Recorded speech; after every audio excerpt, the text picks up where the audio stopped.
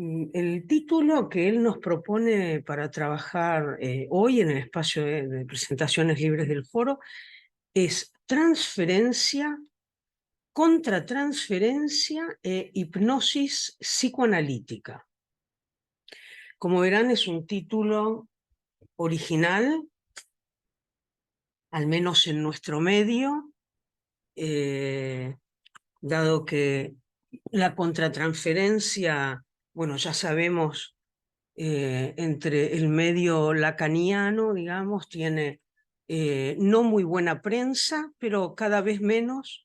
Digo, en nuestro espacio hemos hablado muchas veces de la noción de la contratransferencia, porque lo que es un concepto es la transferencia, no la contratransferencia, pero de todos modos, bueno, Ricardo nos va a hablar de eso, que me parece un tema desde ya apasionante, muy interesante, y bueno,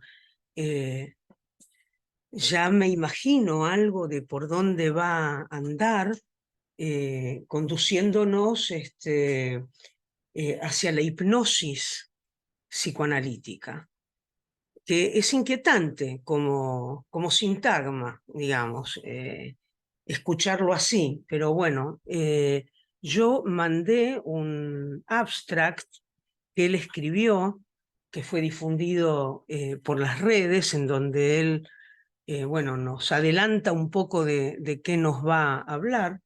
Así que bueno, solo me resta darle la palabra. Gracias. Dale. Bueno. ¿Querés? ¿El micrófono? Sí. Sí. Siendo ciego, hablo sin apuntes.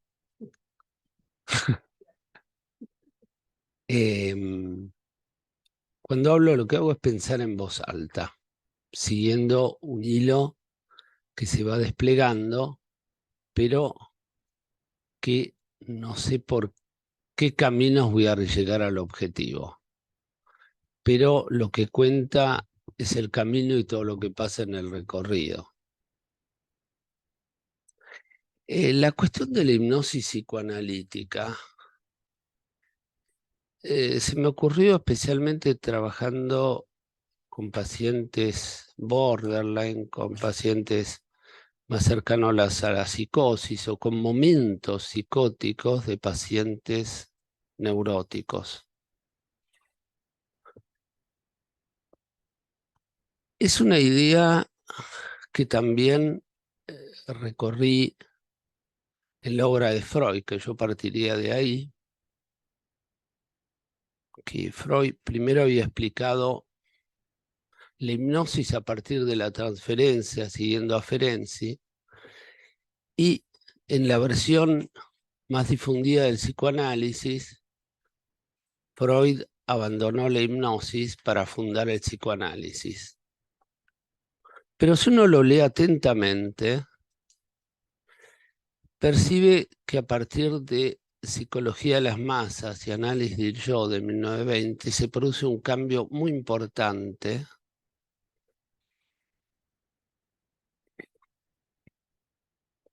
dice que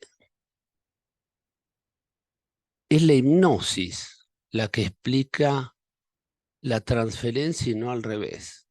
Es un cambio muy importante. Hasta ese momento había seguido un poco las ideas de Bernheim, ¿no? Que la hipnosis estaba ligada a la sugestión, que era ligada a la transferencia y todo ese discurso. Incluso llega a decir que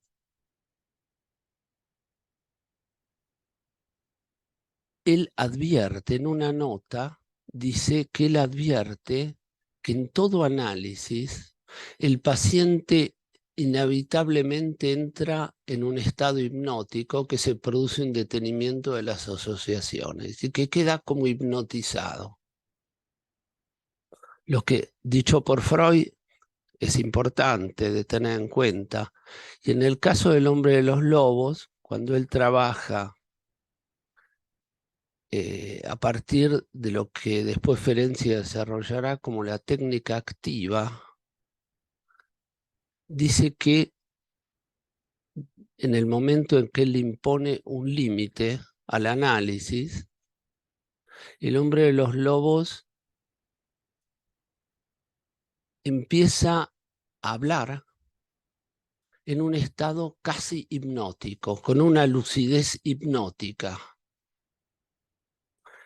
Esas son las referencias que podemos encontrar en Freud en este tema, y no son de poca cuenta, porque una cosa es el abandono de la hipnosis como método, y el mismo Freud lo dice, otra cosa es el abandono del territorio.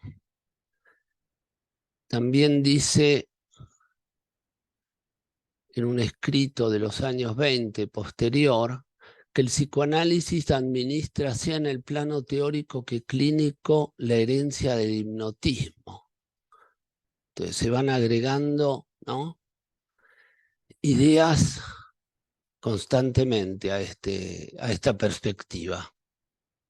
¿Qué quiere decir? Que el abandono del método no implicó el abandono del lado hipnótico de la transferencia. Y esto se observa particularmente en estos hechos que yo les decía, pero sobre todo nos lleva a la idea desarrollada por Ferenczi, que a diferencia de Freud, en 1932, en un diario clínico, y después por Valent, que la transferencia no es un fenómeno espontáneo, sino que está determinado por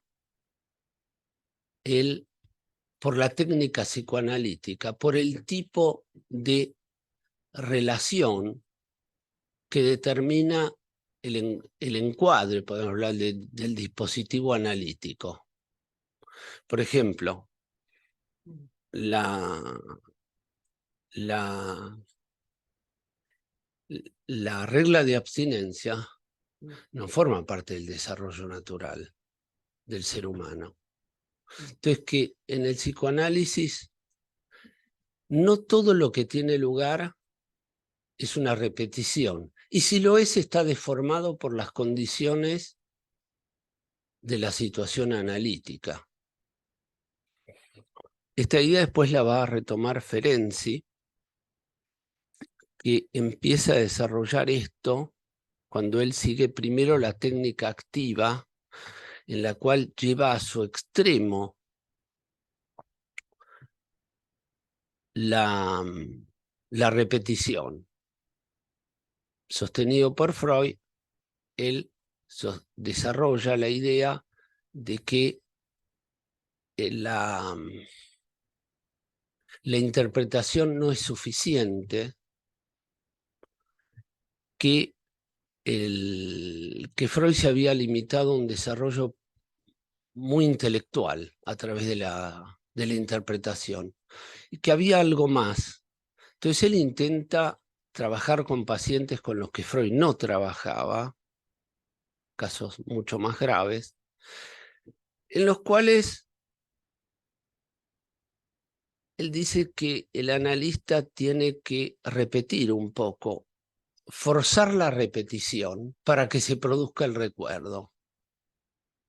Una idea postulada por Freud y que incluso Ferenczi desarrolló la técnica activa después que Freud la aplicó con él, no solo con el hombre de los lobos. Fue el primer caso de técnica activa porque le interrumpió el análisis cuando se dio cuenta que no se decidía a casarse con la que era su amante. Y lo reenviaba, y Freud dijo, bueno, basta. Después de 2 intentos le dijo, basta, acá te pongo un límite. Cosa que pesó toda la vida sobre el desarrollo de Ferenczi, un poco los últimos reproches de Ferenczi a Freud, pero también él se identificó con Freud y aplicó esa técnica sobre sus pacientes. Eso es muy interesante. Y Ferenczi llegó a la conclusión de que eso no andaba bien, que no produjo los resultados que él se esperaba. Que Ferenczi a mí me gusta mucho porque tiene una cosa que yo no encontré nunca más en el psicoanálisis, que es que era alguien que experimentaba, que sabía que la técnica influía sobre los resultados y sobre la forma que asumía la transferencia, pero constantemente hacía autocrítica de sus propias ideas, al punto que Valen cuenta que cuando Ferenczi terminó abandonó el análisis recíproco con sus pacientes, que hay que interpretarlo bien porque no era un análisis recíproco con cualquiera, era un análisis recíproco con analistas en formación y ya expertos, con los cuales no había que habían llegado a él porque nadie había llegado a un punto donde nadie podía seguir. Y los pacientes no se curaban. Y él se dio cuenta que había fallas en su análisis y no tenía quien lo analizara. Y se dio cuenta que quería estudiar y resolver esta cuestión de la influencia que él ejercía sobre los pacientes. Pero Ferenczi tenía una particular tendencia, a lo que Freud llamaba el furor sanandi, que él tendía al autosacrificio y en el análisis mutuo se puso en manos de pacientes que incluso llegaron a abusar de su permitir todo cuando abandonó la técnica activa y usó la técnica de relajación, que era un poco dejar al paciente abandonar la regla de abstinencia.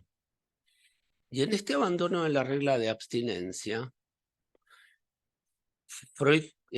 Ferenczi cometió muchos errores, pero es apasionante estudiar sus errores porque son una fuente de inspiración para todo lo que vino después del psicoanálisis de la psicosis y de los estados de los pacientes más difíciles y de los pacientes muchos que tenemos ahora. Él había retomado la idea del valor traumático de las primeras experiencias infantiles e incluso de los abusos sexuales. Y en general eso se interpretó muy mal, porque al principio se decía que él era un paso atrás en relación a Freud. Él no creía eso, porque él sostenía que el Edipo existía. Lo que pasa es que el Edipo era como las paperas, era algo que venía y pasaba y que solo se fijaba si había relaciones de tipo traumatógena, de experiencias traumáticas en la primera relación con la madre o sucesivamente experiencias de abuso, de maltratamiento, de hijos que vivían experiencias difíciles o, bueno, toda una serie de situaciones de este tipo. Pero lo importante era que Ferenczi, cuando abandona la técnica activa, comienza a darse cuenta que recomienda no repetir los traumas, no establecer relaciones traumatógenas sobre el modelo de los padres que no habían reconocido el efecto traumático de sus comportamientos con los hijos. Entonces eso llevó, por ejemplo, a Alexander a lo que era la experiencia correctiva. Y pareciera que Ferenczi se quedó en la experiencia correctiva, si uno, ¿no? Evitar. Pero Ferenczi en un momento dice una cosa muy interesante en el diario, a partir de estas experiencias de los análisis mutuos, que tocaba un poco, él analizaba al paciente, el paciente lo analizó un poco a él para resolver sus contratransferencias. Y en un momento llega a decir que se da cuenta que es inevitable que el analista repita el trauma. Y él lo atribuye a una cosa, que es el hecho de que esta repetición inevitable se produce en el momento de la separación, que él concedía todo, levantaba la regla de abstinencia, pero bueno, llegaba un momento en el cual había que, ¿no?, que llegar a la separación. Y ahí la cosa se le empantanaba. Entonces dijo, bueno, que en el fondo era inevitable. Por esta razón, él habla de las tijeras del parto, como que había que separar al paciente analizando del analista. Pero Ferenczi se queda ahí. Y la hipnosis, ¿cómo aparece de nuevo? Aparece en el hecho de que él, cuando empieza a suspender la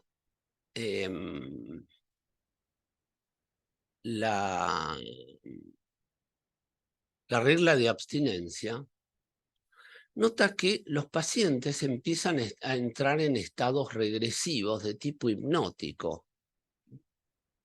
La regresión, que sus pacientes lo llaman estados de trance. Y bueno, y ahí hace toda una serie de observaciones en las cuales también él, como Freud, vuelve a la idea de que la hipnosis está a la base de las relaciones humanas. ¿Qué quiere decir? Que en las relaciones padres-hijos hay un componente hipnótico fundamental.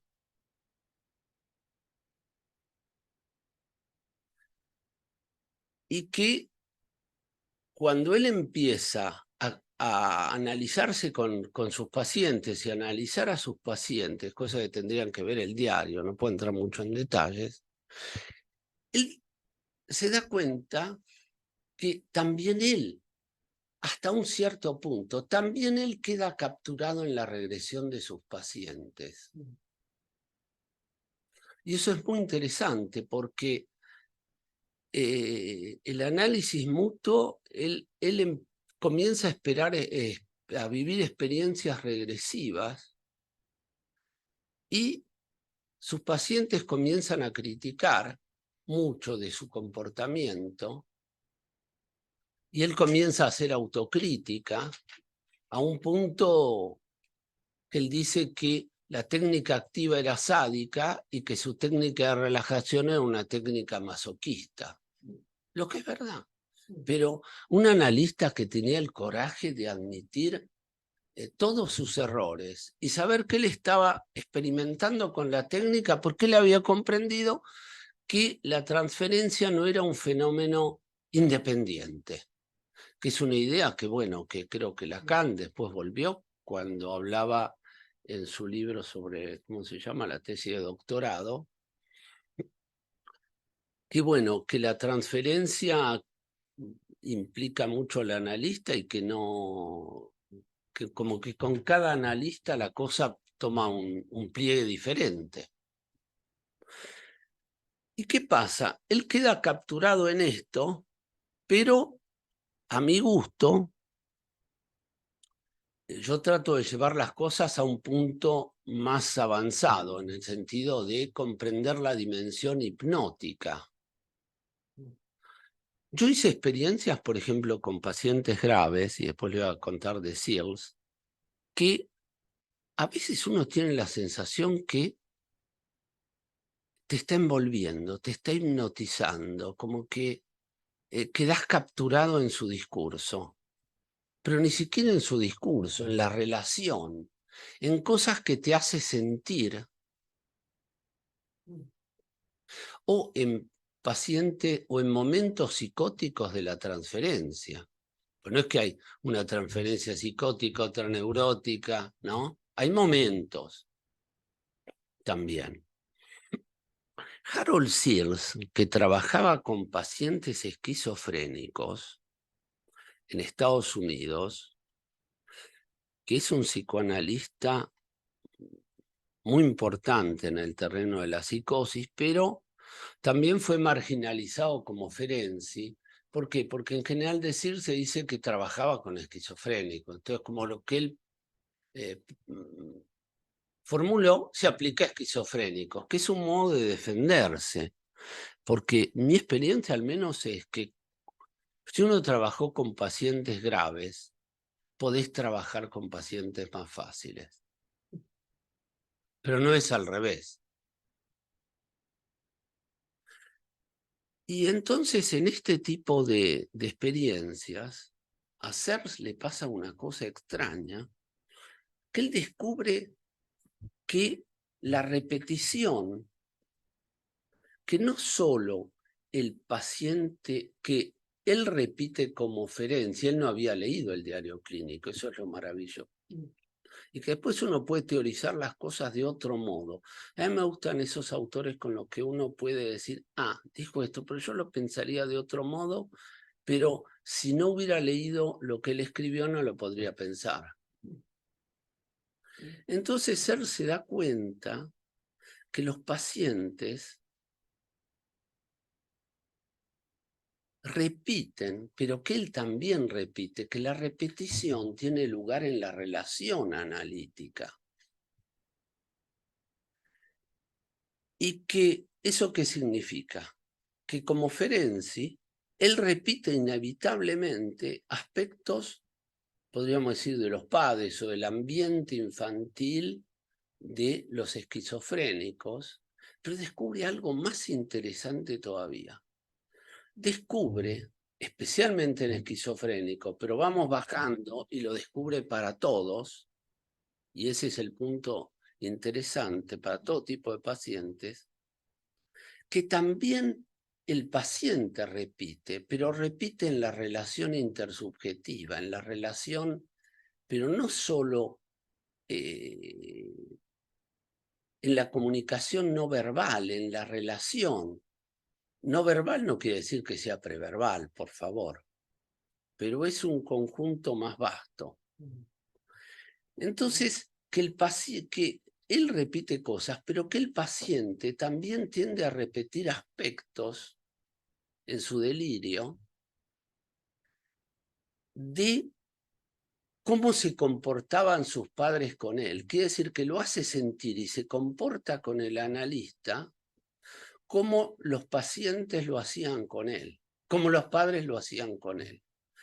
Cuestión que yo denominaría una contratransferencia que no tiene nada que ver con la contratransferencia, podríamos denominar imaginaria, porque si Lacan, yo entiendo, hablaba de contratransferencia imaginaria y la descartaba, era por cuál era su ambiente, quién eran sus referentes, de quién está hablando.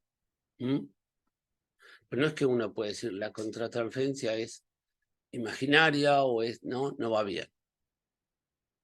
Lo que percibe Searle es un aspecto objetivo de la contratransferencia, que siempre se mezcla con aspectos subjetivos.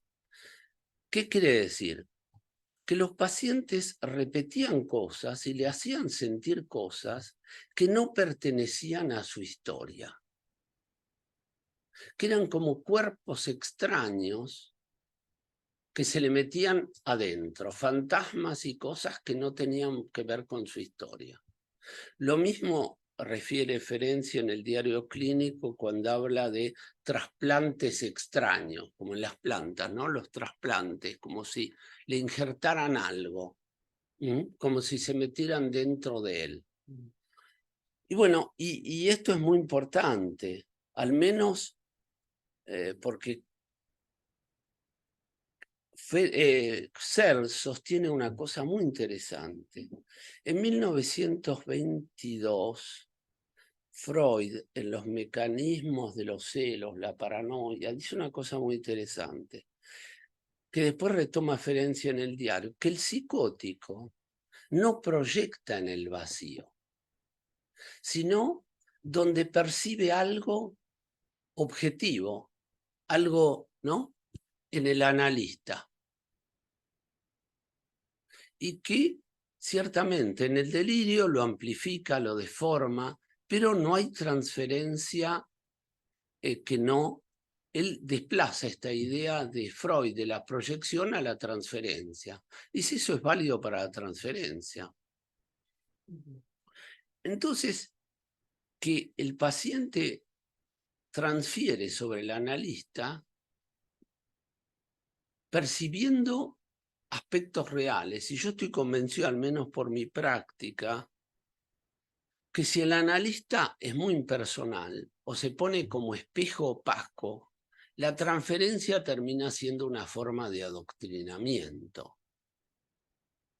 Porque el paciente necesita que el analista no se esconda, por eso el título de mi libro, El rey está siempre desnudo, que es una experiencia que yo hice también con la ceguera, hablo de eso en algunos casos en mi libro. Es decir, que la ceguera me coloca en una posición de desnudez y que eso me da más realidad, más presencia. Y yo noto, por ejemplo, que muchos pacientes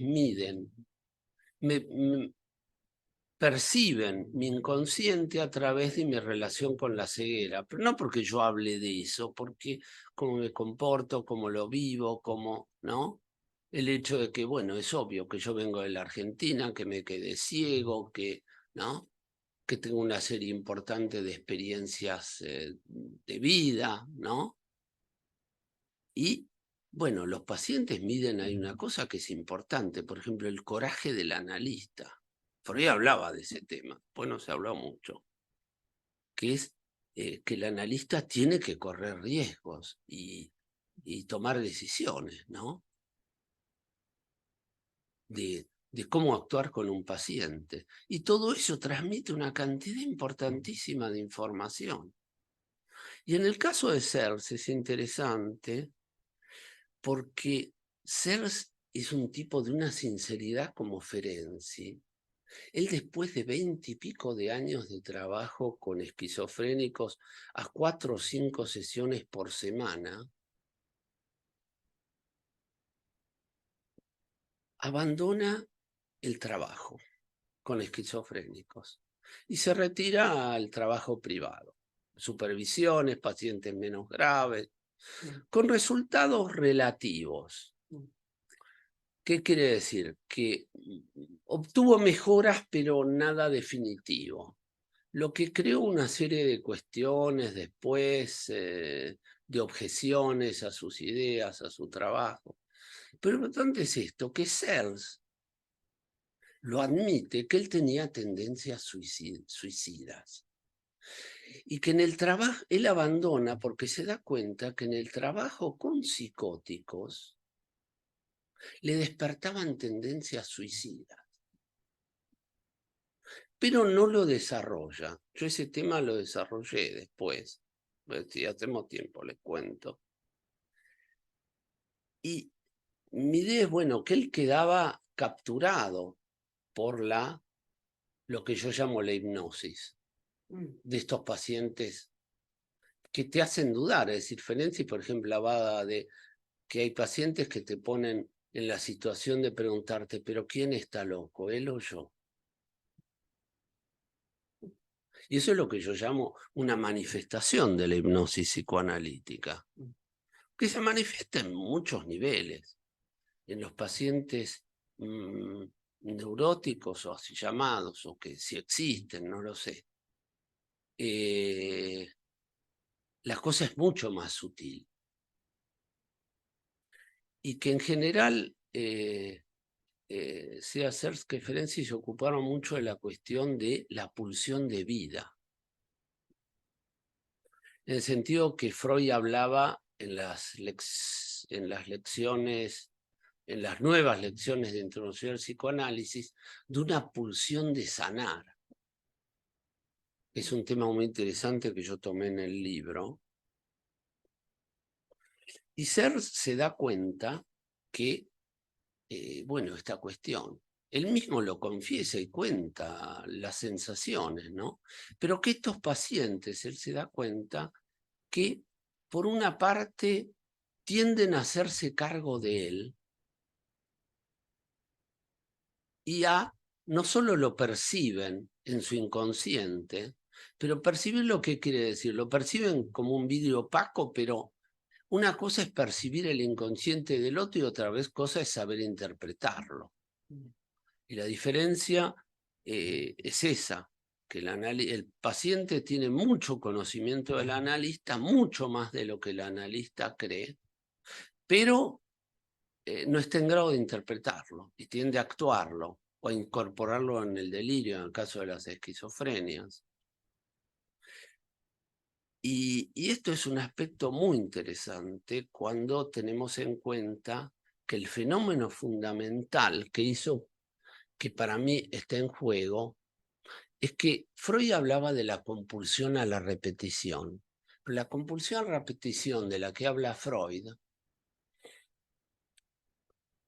se refiere más bien al paciente, salvo cuando él habla de los filántropos que siempre terminan con el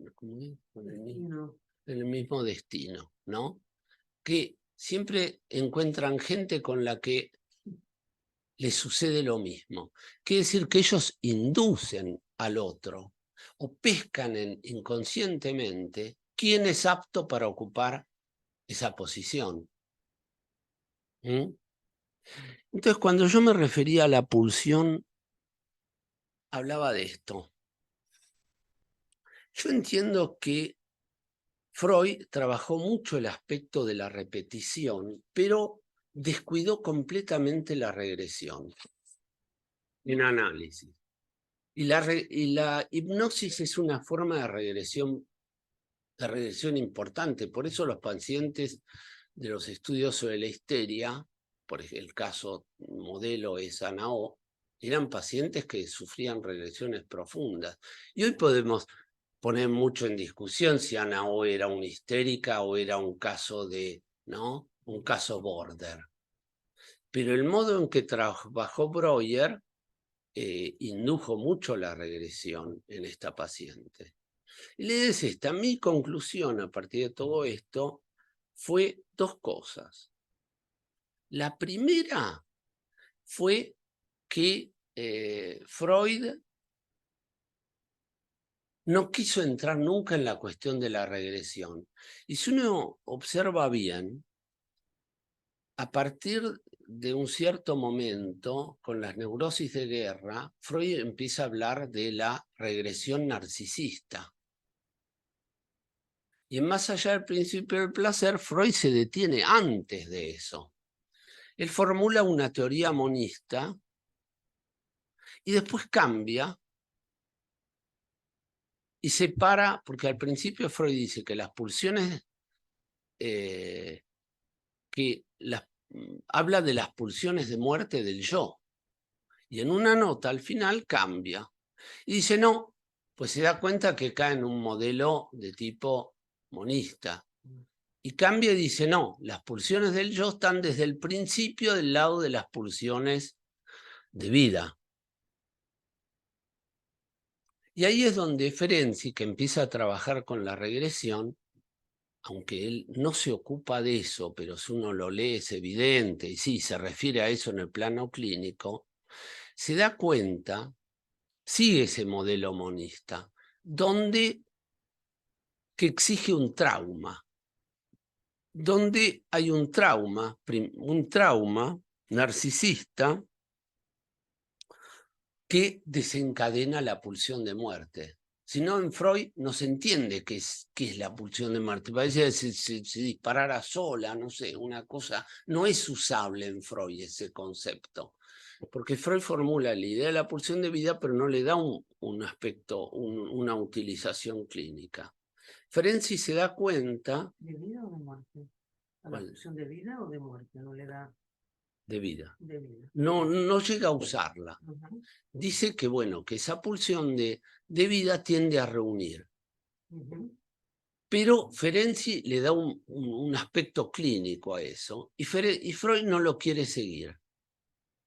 Que eso fue después del cambio de más allá del principio del placer.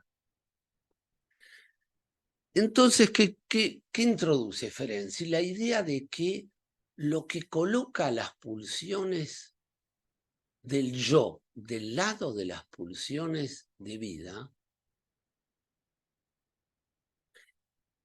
es la madre o el ambiente familiar y después el trabajo del analista. El analista encarna las pulsiones de vida en situaciones traumáticas que producen el desencadenamiento de una pulsión suicidaria. Ustedes saben que la teoría de la pulsión de muerte y de vida fue descartada por muchos años y incluso Winnicott decía que está una biología desusada, esto, lo otro, pero a fines del siglo XX se formula la teoría, Jean-Luc Amezen en Francia escribe un libro en el que le da una organización conceptual a eso. Y porque, ¿qué descubre? Que Freud, más allá del principio del placer, transfería la libido a la teoría, a la vida celular. Y decía que las células tendían a autodestruirse si no venían apoyadas por una libido que venía del exterior, que había una pulsión sola, que era la pulsión de muerte, y que la libido venía desde afuera, que es el esquema que toma Ferenczi en un escrito de 1920 y pico que se llama El niño mal recibido y su pulsión de muerte. Entonces, esto cambia un poco el aspecto, porque de acuerdo con la teoría celular, ha confirmado la idea formulada por Freud de la apoptosis, que Freud en Más al principio del placer habla de la apoptosis. Como Freud anticipa la idea de la empatía en el chiste, Freud anticipa la idea de que de las neuronas espejo que están a la base del mecanismo de la empatía. Bueno, Freud era uno de los más grandes mentes y neurólogos de su tiempo.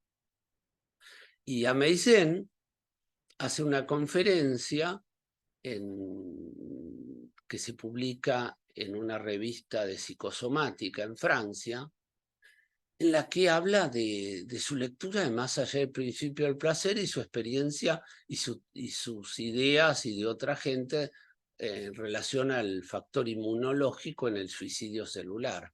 Porque los cánceres, por ejemplo, dependen de una falla en el suicidio celular y las otras enfermedades como las retinopatías, que es lo que tengo yo, dependen de un exceso de suicidio celular. Como que hay un lenguaje celular donde las células, el mecanismo del suicidio celular está a la base de los mecanismos vitales y de la autoorganización de la vida, que es lo que había sostenido Freud. Y como que la idea que está en Freud fundamental es que el aislamiento conduce a la muerte. Y esa es la idea básica de la teoría del suicidio celular. Que hay enfermedades que están ligadas a un exceso y otras a una falta, pero que todo depende de los mensajes que intercambian las células entre sí. Bueno, a esto se suma esta idea, que en el caso de la regresión narcisista, yo entiendo que se produce una desdiferenciación del yo Pero también se produce una desdiferenciación de las pulsiones. ¿Qué significa? Usted lee en Introducción al Narcisismo, él ya hablaba de que en cuando se produce un retiro de la libido, se produce una desdiferenciación entre las pulsiones libidinales y las de objeto. Y que se torna como a la libido, y eso conduce a una teoría monista, que es la que él retoma en Más allá del principio del placer, hasta que se da cuenta que no va, porque eso le queda problemas con Jung, y tenía muchos preconceptos teóricos en relación a eso. ¿Y qué pasa?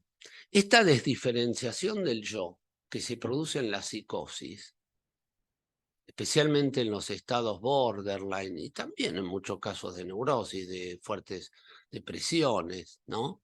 O de aislamiento. Esto es importante porque esto te da una idea de cuál es el rol del analista, que el análisis, el analista se convierte en el representante de las pulsiones de vida, que es decir, es colocar las pulsiones del yo del lado de las pulsiones de vida, sustraerlas a las pulsiones de muerte a partir de un estado regresivo. Esto, bueno, esto lo desarrollé en el libro, sí.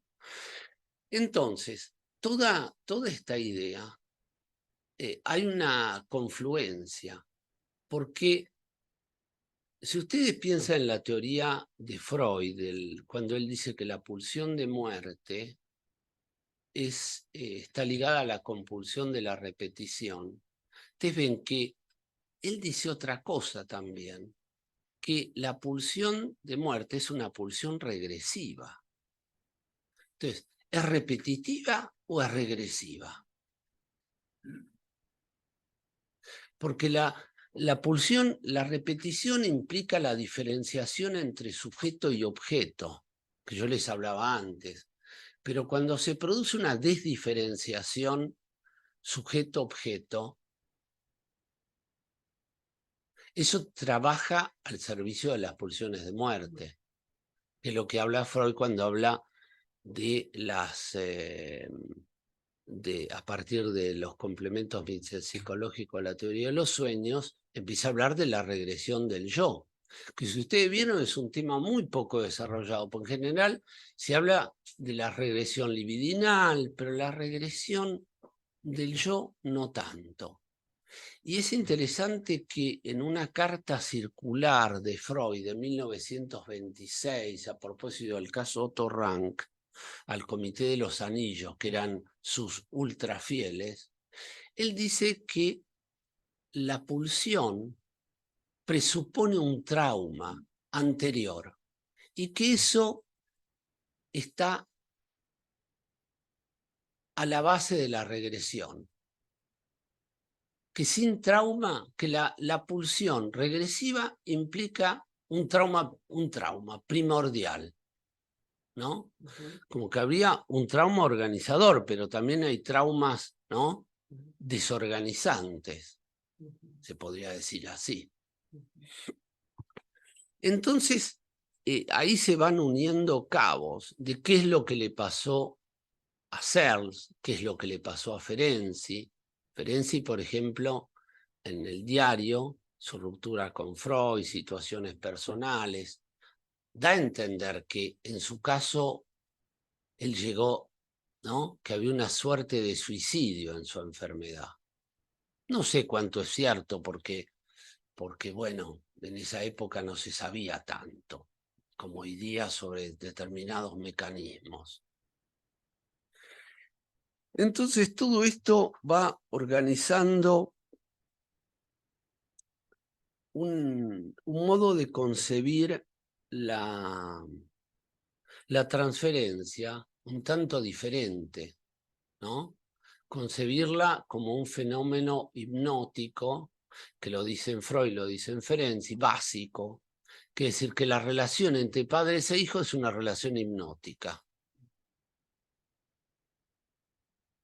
Por la idea de que la transferencia, como decía, explica la hipnosis, es una idea que le metió Ferencia en la cabeza, para tapar un agujero, pues no sabían cómo explicarlo.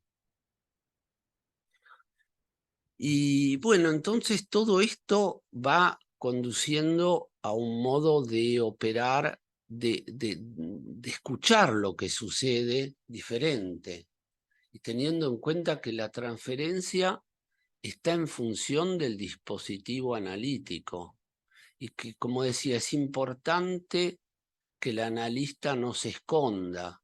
Y uno que trabaja con pacientes graves o psicóticos no se puede esconder. Entonces ahí se aprende mucho. ¿Mm? Y eso es lo importante. Pues yo le decía, también mi experiencia como psicoanalista sigo con pacientes border es interesante. A mí me mm, y que los pacientes también. Yo mucho de la elaboración de mi ceguera lo hice por el análisis, pero también lo hice gracias a mis pacientes. No porque ellos me analizaran, pero porque me transmitían una imagen de mí y me decían muchas cosas de mí mismo, deformado, ¿no? Alterado, pero la idea es que siempre hay un núcleo de verdad, deformado, alterado por proyecciones, y que sin ese núcleo de verdad no puede haber transferencia o es un adoctrinamiento. Bueno, ¿qué hora es? Son las 21:35, si querés Podemos empezar una charla. Quizás fue un poco denso, pero como estaba todo conectado. Bueno, un gusto, gracias por el coraje. Y sí, y bueno, nada, a mí me parece sumamente novedoso, interesante algunas de las cosas que traes. Hemos hablado mucho sobre algunas de las cuestiones, también hemos discutido, Sí. hemos disentido, y en ese sentido yo agradezco mucho la interlocución que tengo con Ricardo desde hace muchos años, porque es uno de los pocos referentes con quien para mí el disentir es un trabajo intelectual verdaderamente apasionante, como una aventura del pensamiento, meterme por los meandros de sus hilos, ¿no? De cómo él va Tejiendo hoy, ¿no? la tela. Tejiendo la tela. Sí. Entonces, bueno, yo por supuesto no pude menos recién que evocar algo que ustedes deben conocer, que es el reportaje a Freud que le hace Vierek, que se llama Que me lo hiciste leer vos. Te lo hice leer yo, Sí. ¿no? El valor de la vida, en donde, bueno, él habla ahí de un poco de las cuestiones que se enoja con el periodista, porque el periodista lo quiere hacer aparecer como un pesimista, y le dice: yo no soy un pesimista, no me presente así. Entonces habla un poco de la pulsión de muerte. Dice: es posible que la muerte en sí no sea una necesidad biológica, tal vez morimos porque deseamos morir, así como el amor o el odio por una persona vive en nuestro pecho al mismo tiempo, así también toda la vida conjuga el deseo de la propia destrucción. Y después, bueno, agrega algunas cosas, no se lo pierdan, pues es un reportaje hermoso. Y entonces Freud dice en un momento, la humanidad no escoge el suicidio porque la ley de su ser desaprueba la vida directa para su fin. La vida tiene que completar su ciclo de existencia. En todo ser normal, la pulsión de vida es fuerte, lo bastante para contrabalancear la pulsión de muerte. Pero en el final esta resulta más fuerte, ¿no? Bueno, ahí Freud ya aparece, digamos, más en la línea de lo que vos planteabas, que es un tema que me gustaría ver si lo podemos retomar. Digamos, vos planteabas una pregunta entre regresión y repetición.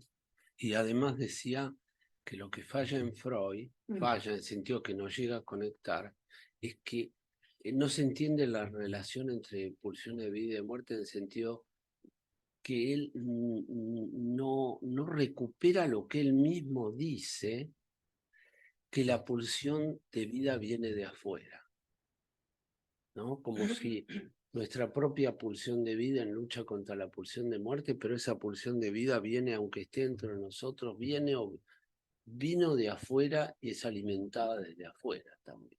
Hay ¿no? Eso falta, por ejemplo, eso que decís de Viere, que es muy interesante. Sí. Y vos después volvías sobre esto de regresión y repetición. Sí, sí, porque, bueno, Freud dice,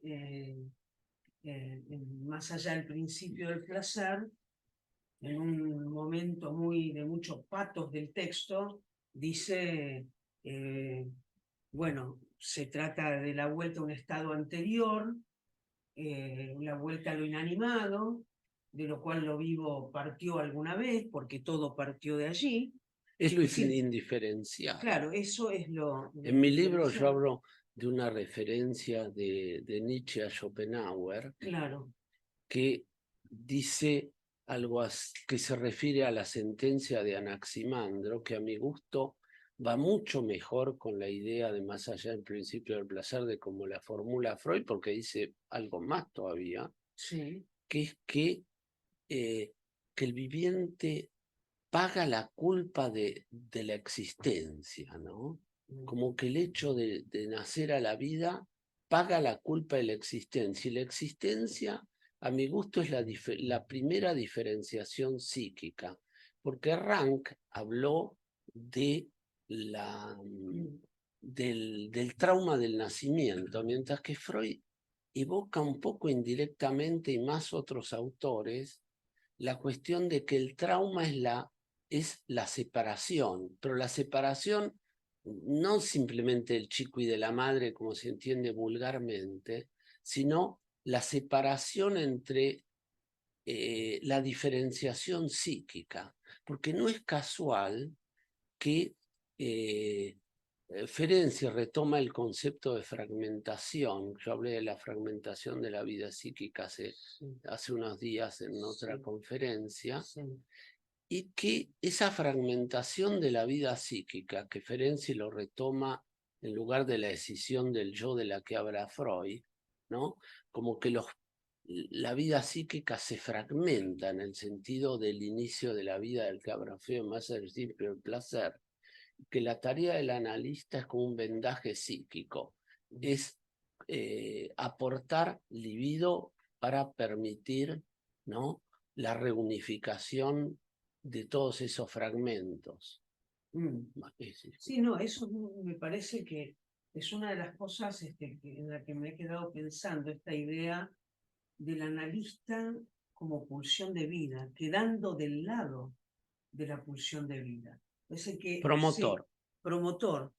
Bueno, nada, vamos a darle la palabra acá. Hay un colega, un tocayo, Ricardo Cavabién.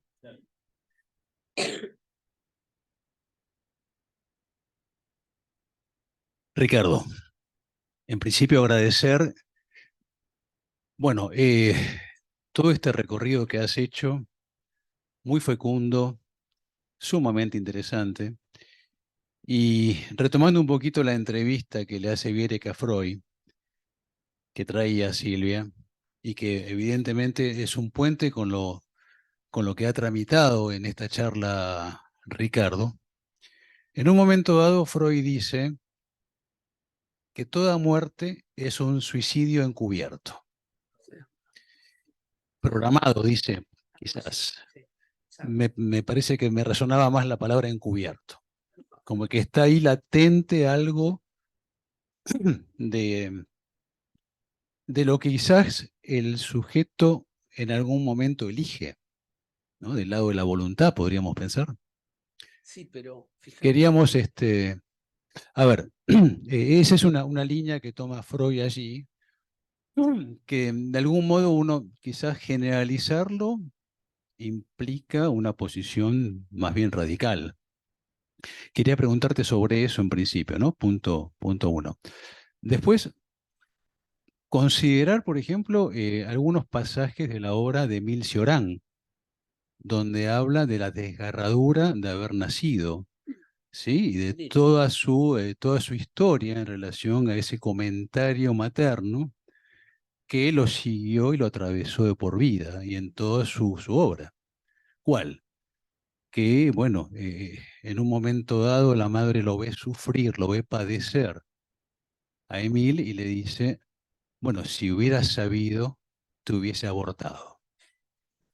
¿No? No es cualquier sentencia materna, ¿no? La que le dice la madre, por eso él tiene un texto que se llama justamente La desgarradura y trata de tramitar un poco ese episodio. Bueno, estas dos cuestiones me gustaría la impresión de Ricardo. Gracias. Decía antes, en Freud no es utilizable el modelo del antagonismo entre las pulsiones, no tiene una dimensión clínica, porque Freud se niega a avanzar sobre el tema de la regresión del yo, que es lo que se percibe en el primer capítulo del malestar en la cultura, cuando él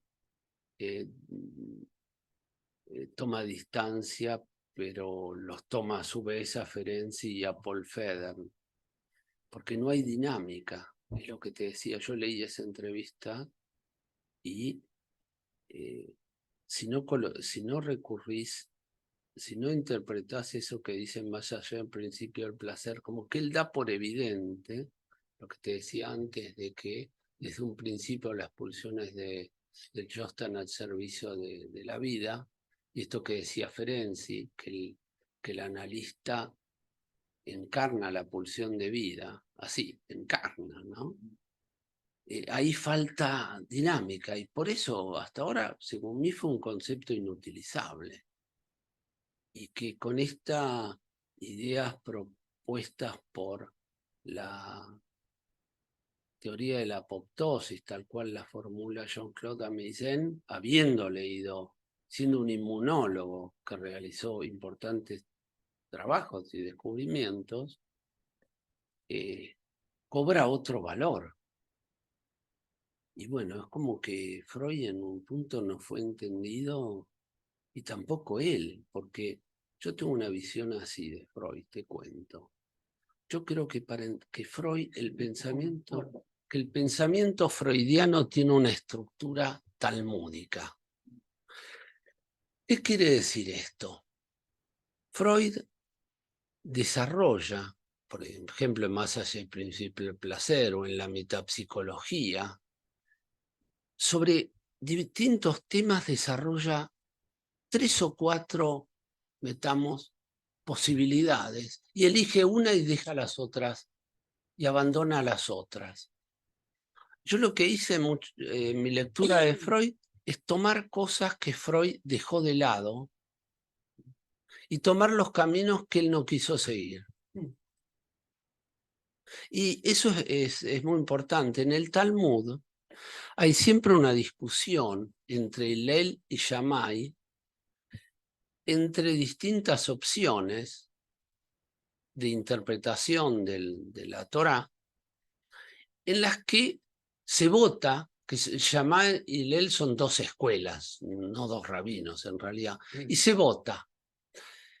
Y en el Talmud está la versión aprobada y la versión descartada.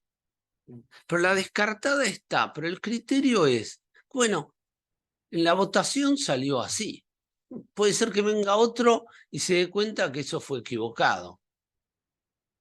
Es más, en el Talmud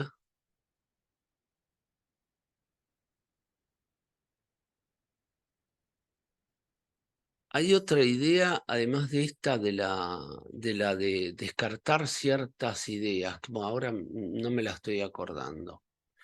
Entonces, esta idea que hay subtextos y que uno se da cuenta que, por ejemplo, Lacan, su gran rival Harman, Ferenczi, Melanie Klein, en el fondo estaban todos en Freud, porque Freud dejó abiertas tantas puntas que hay gente que dice, bueno, pero, ¿no? ¿Cuál es la justa? Y bueno, era una teoría abierta, lo que es una cosa increíble, porque a mí justo después de Freud se ha producido un cierre, como que se abrieron distintos caminos que a su vez se subabrieron. Por eso entre las distintas escuelas psicoanalíticas la gente ya no se entiende, se ha producido una babelización. Y que Freud, bueno, Freud, uno puede decir que hay ideas que en Freud que uno no toma, pero, o que rechaza, pero, y toma otras, pero que estaban también ahí. Esa es un poco la idea. Lo que vos decís de Cioran es interesante porque me hace acordar, bueno, lo que yo antes decía de Nietzsche, que cito en el libro, pero también me hace acordar de lo que cuenta Searles de algunos pacientes psicóticos, que él cuenta de un caso en el que la madre le, le, le echaba la culpa de haber nacido al hijo, abiertamente, o sea, y bueno, si hay una psicosis del hijo, seguramente hay una forma de psicosis o encubierta o latente, ¿no? En generaciones anteriores. Porque la historia del individuo, como decía Lacan en un momento, era digamos, el inconsciente es transindividual, pero es también transgeneracional. Y eso es fundamental. Lacan, por ejemplo, no insistió mucho en eso, pero es transgeneracional, es decir, que implica varias generaciones. Y por último les quería decir una cosa que me olvidé antes, cuando hablábamos del efecto del trauma sobre de esta dinámica que falta en Freud, que yo la noté también en André Green cuando habla de función desobjetalizante y todo eso, que Green, por ejemplo, habla de narcisismo de vida y narcisismo de muerte. Yo creo que no hay narcisismo ni de vida ni de muerte. El narcisismo en sí es de vida. El problema es que hay heridas narcisistas que desencadenan, externas, que desencadenan la pulsión de muerte y que hacen que el narcisismo tome una dirección regresiva porque, y que se produzca una fragmentación de la vida psíquica, que es un mecanismo descrito por Ferenczi, que es, ¿no?, la fragmentación y en distintas partes, que no es la clásica escisión de la que hablaba Freud. Y ahí hay una cuestión con la regresión narcisista, la soledad, la muerte, el abandono, la falta de amor. ¿Contesté a tu pregunta? Sí, puede ser.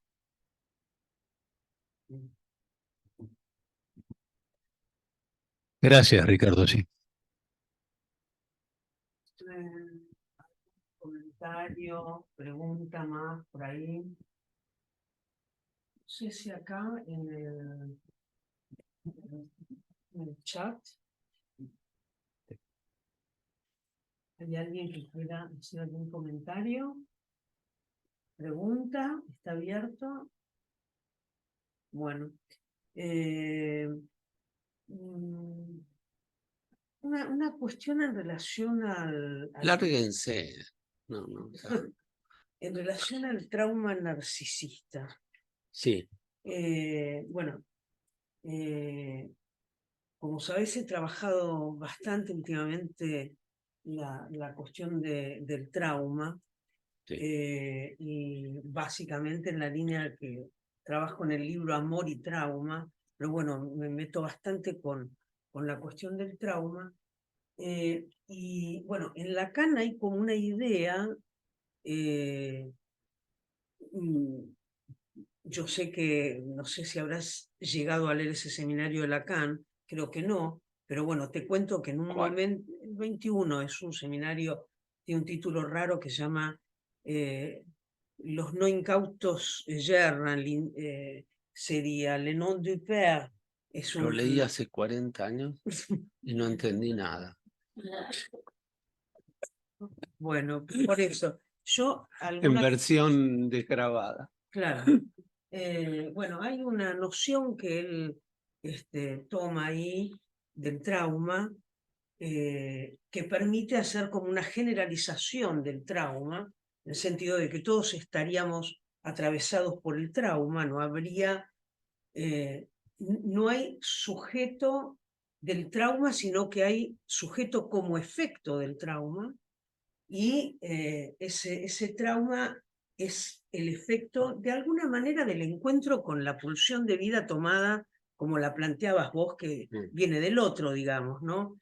Es el traumatismo, lo llama él, que es el encuentro, digamos, con el lenguaje, es el efecto del lenguaje sobre el viviente.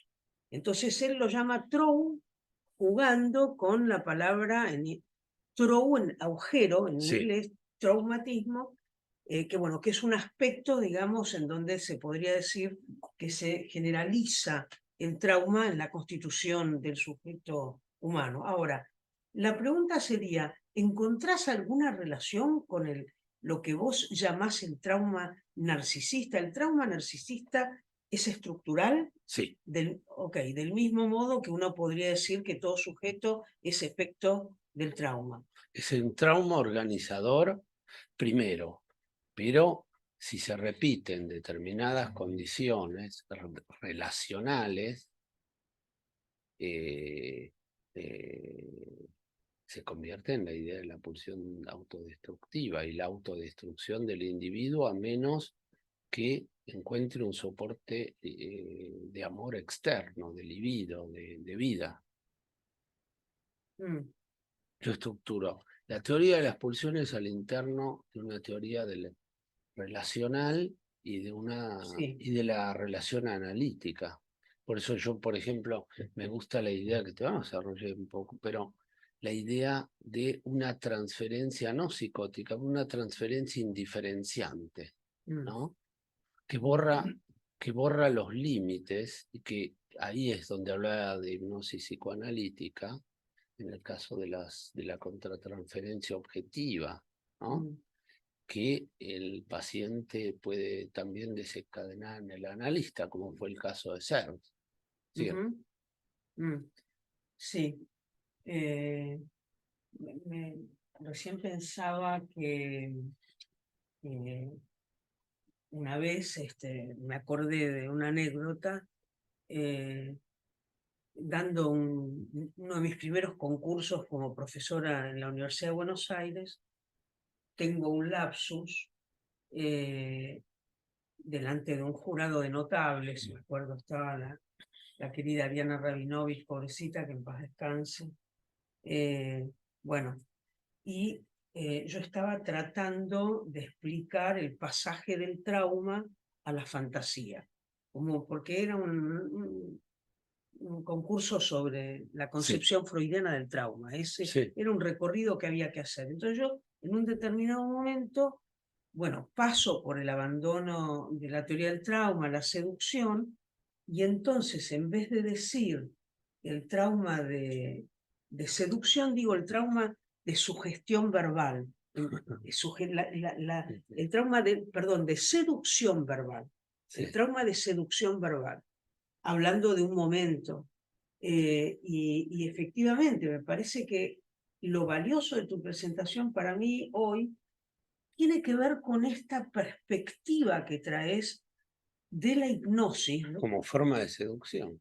Como una forma de seducción estructural, además, y quitándola de esa dimensión, porque es verdad que Freud abandona la hipnosis, pero abandonar la hipnosis no es lo mismo que abandonar el territorio, dijiste. Y eso me pareció muy interesante, porque es como situar ahí un marco en donde la hipnosis, bueno, tiene un papel, es como algo de la estofa de la relación transferencial y, por supuesto, de la relación humana, Sí. ¿no? Como nada, sí me pareció realmente valiosa esa perspectiva que traes de volver a darle Sí, como sí. su lugar al concepto a la idea de la hipnosis.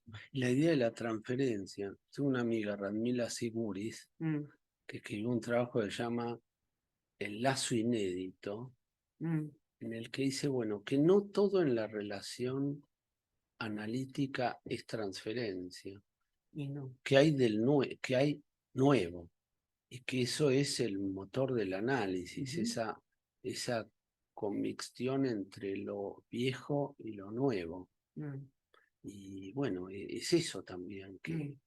cuando se usa la palabra transferencia, se lo liga a la repetición, aunque no agota, digamos, la repetición, la Exactamente. transferencia no agota la Y ahí repetición. te pones lacaniano, sin darte cuenta y sin quererlo, te pones un poco lacaniano, porque Lacan, una de las cosas en las que funda el desarrollo del Seminario 11, es decir que la mayor estupidez que se comete en la historia del psicoanálisis es confundir transferencia con repetición. Dicen, no es que no haya Sí, sí. No, repetición en la eso estoy de transferencia, acuerdo. sino Sí, que sí. no se la puede reducir a No, eso. no es solo Y eso. él desarrolla toda una línea ahí que tiene que ver con la cuestión de la presencia del Sí, analista, sí, una cierta... sí, sí. Y sobre el final de ese seminario, bueno, él habla de una hipnosis al revés, eso lo hemos hablado.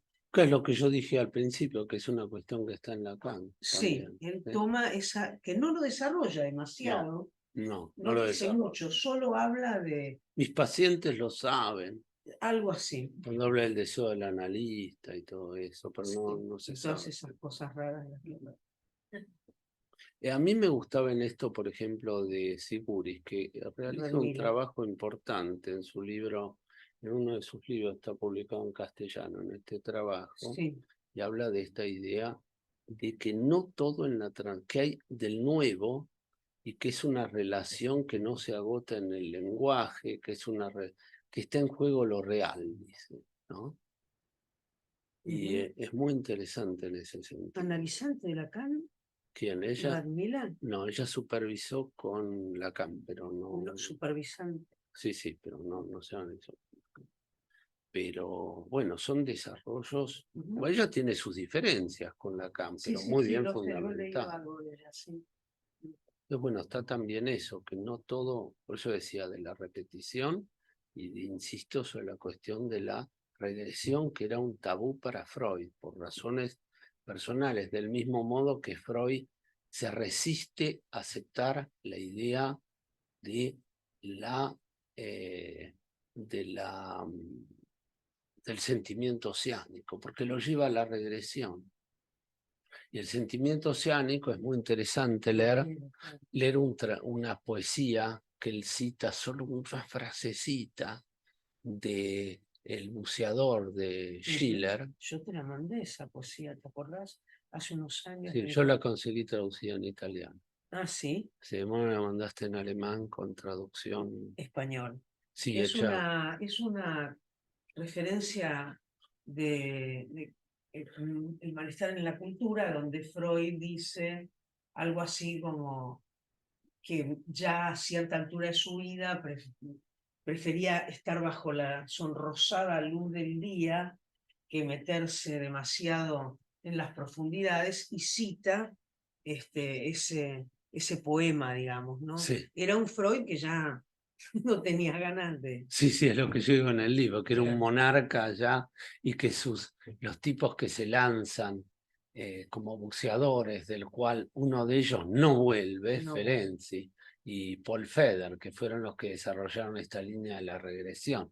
Ellos, es interesante, pues Paul Feder hablaba de la psicología del yo antes de Harman, pero él le criticaba a Freud que no aceptaba el sentimiento oceánico y no lo convencía en el caso de la psicosis y todo eso, el modelo yo-ello y super-yo como el conflicto que podía estar a la base de la psicosis. mm, Y él decía que él hablaba de un narcisismo egocósmico que era que él anticipó la idea de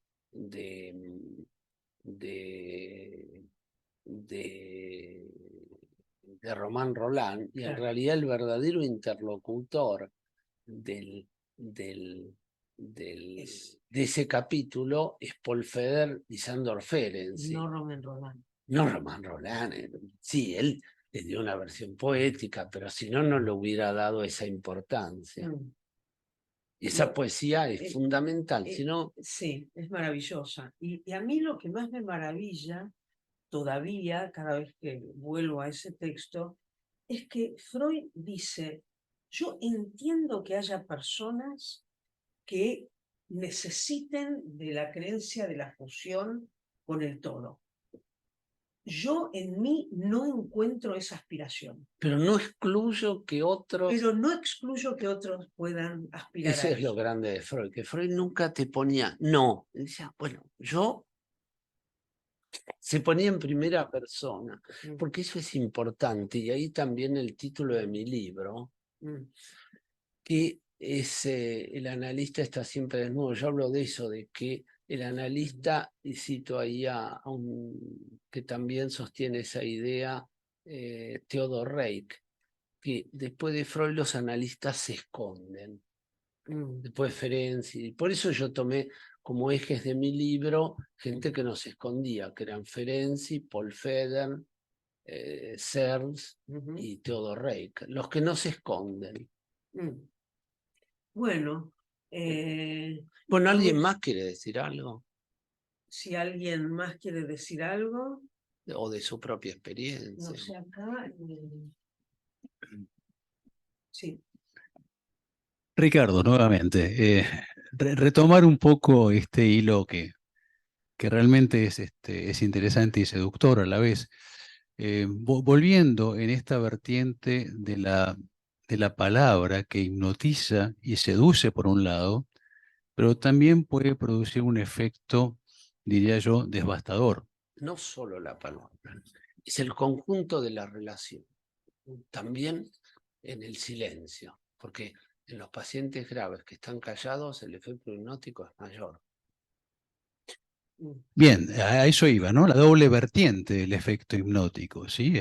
Tomando quizás la dualidad propia del narcisismo. Pero lo que quería preguntarte era, ¿cómo atravesaste la pandemia?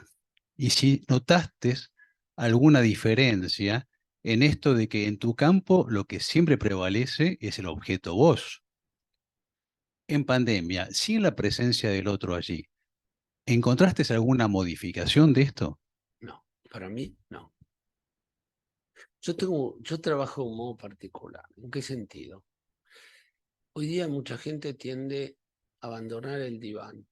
Yo tengo casi todos, salvo uno, todos los pacientes en el diván, los que están en presencia. Y los que no están en presencia, yo uso el WhatsApp sin telecámara. Y en mi caso, ¿ves? Eso es. ¿Se acuerdan que Freud en uno de sus escritos técnicos dice que el paciente es como el pasajero de un tren que describe el panorama que observa al compañero de viaje, que es el analista? Quiere decir que el analista ve a través de las palabras del paciente, que el analista es el ciego. Pero además, en mi caso particular, el diván tiene otra función diferente, que es reequilibrar la relación. En el sentido de que, en general, el analista se coloca atrás, como dice Freud, pero ve al paciente, lo espía. Y eso crea un tipo de transferencia muy asimétrica. Pues Freud decía que es una relación de superior a subordinado. Nos guste o no, pero él lo concebía así, como una relación vertical. En mi caso, es como que eso reequilibra la relación. Y los pacientes se sorprenden porque cuando se giran o me miran, yo me doy cuenta si siguen hablando. Dice, ¿cómo se dio cuenta? ¿No? Y se crean dinámicas diferentes. Y Bueno, eso me atrajo mucho a leer Ferenczi porque yo me encontré, es una situación diferente, casi experimental, ¿no? No forzada, pero en el sentido de que los pacientes me ven y yo no los veo. Bueno, porque ellos juegan no solo porque están en diván, pero cuando se alzan, cuando, ¿no? Cuando llegan, cuando se van, Cuando pagan. cuando pagan. Sí. Bueno, me parece que dada la hora también, le agradecemos mucho a Ricardo este rato que hemos pasado con él, el paseo que hemos hecho por conceptos tan interesantes. Así que bueno, gracias, Richie. Muy bien. Gracias a todos.